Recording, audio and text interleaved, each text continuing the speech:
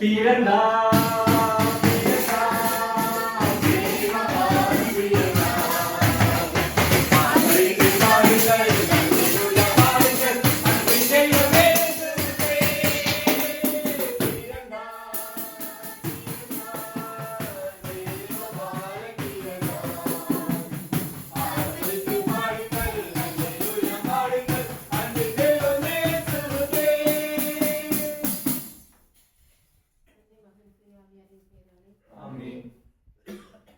எல்லா நாளும் எல்லா ஆசீர்வாதங்களையும் வரங்களையும் கொடுத்து வழிநடத்தி வரும் எங்கள் அன்பின் ஆண்டவரே, இதோ இந்த எண்ணத்தில் இருக்கும் ஒவ்வொருவரையும் நீர் நிறைவாக ஆசீர்வதித்தரும்.